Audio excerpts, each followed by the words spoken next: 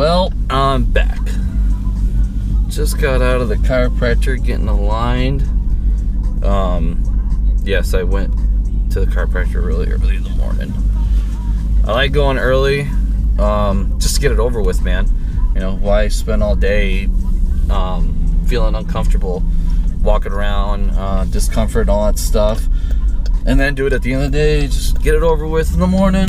Boom, you're out. Start the new day. Of course, it starts raining after I wash my car. Well, I kind of washed it. I took it to the car wash. Before you guys start going crazy, I don't go just to any normal car wash and just, the first one that I find. I go to the touchless ones, even though I'm not even a fan of the touchless car washes. I'll give you a few reasons why. First of all, they don't do a perfect job.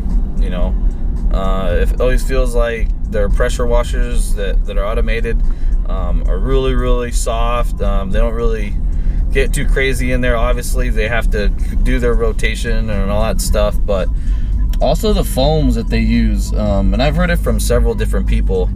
The reason those shampoos and all that stuff, the car wash soaps, one of the reasons that they wash so well for just being something you just stop at, at the gas station, is because they're very, very concentrated. They penetrate your paint a lot. That's how they get it so clean. So over time, if you use those constantly, you will be eating up on your clear coat. Probably not the paint, but the clear for sure. You might get a little bit of fadeness after so many years. Every here and there, go ahead and wash them, especially in the wintertime. I mean, who wants to pull out their pressure washer when it's 30 degrees right now? I don't, and it's probably going to be like 35 at the high. But when it comes to wintertime, and plus I winterize my pressure washer, for you guys that don't live in colder states, basically you flush out the pump on the pressure washer, and it flushes out all the water, keeps it winterized, so it starts up the next year, and it continues to work well for the next coming years. So after I winterize it once, it's a $10 bottle. As soon as you use the pressure washer again, you unwinterized it, so it's you'd have to winterize it again if you put it away. So that's one of the reasons I go to those. Also, I don't just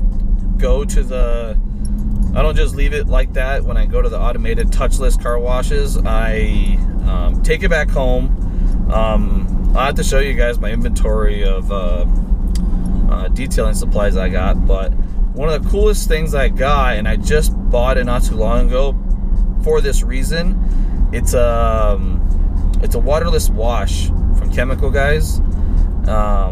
Basically, it's already a pre-mixed of water, soap, and it even has some wax in it for some shine after you're done washing. So they say it's waterless. You spray it on, you wipe it off with the microfiber cloth. But if you got a muddied up, dirty vehicle, you're not just gonna spray that stuff and wipe it down and expect it not to scratch the paint. To me, that's suitable for people that live like in apartments and stuff like that. I live in a house and I have my own garage and I can pressure wash my own stuff. But if you live in an apartment, you're not going to be able to hand wash your car out in the parking lot. What I used to do when I lived in an apartment, I used to go out to the wash bays and take my buckets and, hand wash it, all that stuff by myself. It might have been over the top, but I'm not a fan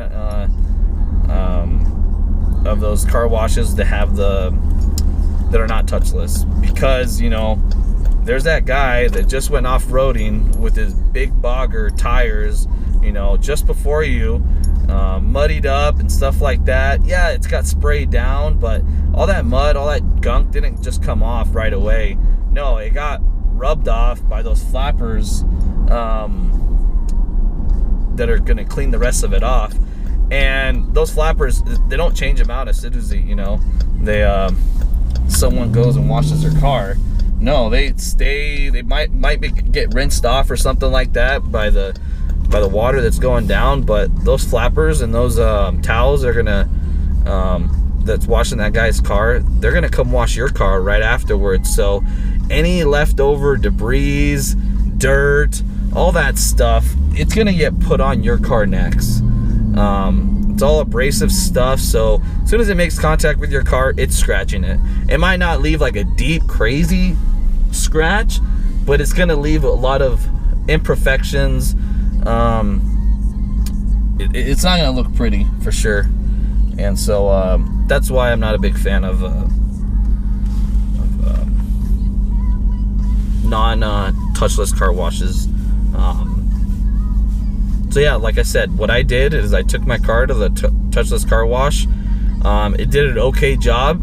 Drove it home, and then sprayed that waterless car wash spray that I got from Chemical Guys. I sprayed that on there. You just let it spray on there, let it sit for just a little bit. You can even see it running down, and it's taking some of those the leftover dirt or whatever that the car wash didn't get. And then I just take a microfiber towel and I roll it off. I don't just wipe it off. I roll it, so it uses a lot of the contact of that towel to take it off. Because if I just kind of streak it off, it's going to collect whatever dirt was left in there in that paint. It's going to put it on that towel, and all I'm doing is just wiping it on the rest of the car. Just kind of just roll it off. Then you got to get a sense of feel how dirty is the car. And then like that, you can kind of use your towel the way you want it to. So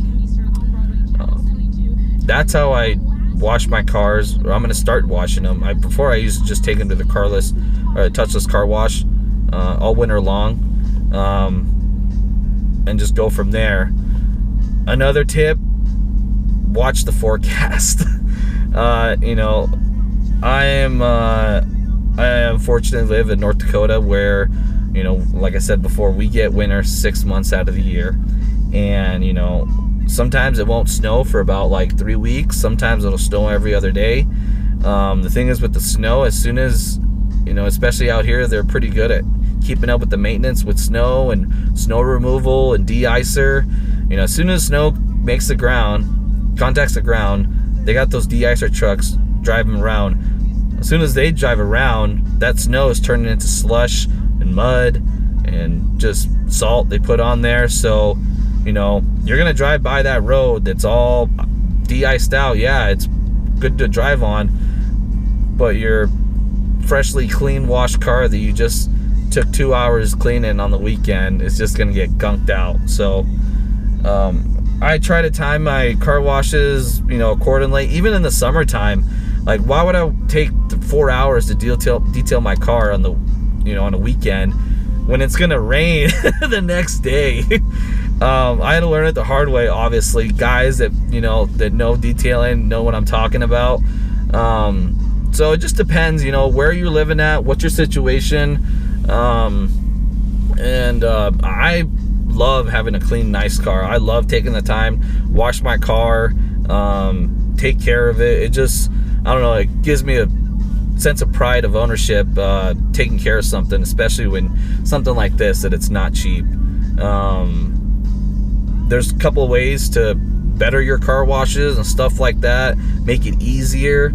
I recommend any brand new car, especially if you plan on keeping it for a while and you pride yourself on keeping it clean, get it ceramic coated and put paint protection film on there. Couple reasons why. With the paint protection film, it's going to protect you from abrasion marks, some scratch marks. Rock chips is the biggest one. That, and then with the ceramic coating, it's going to make it easier to wash the car. I have a buddy, Ricardo, my boy, on Facebook. Go ahead and follow him on Instagram too. But he has a green Hellcat, and he ceramic coated that thing.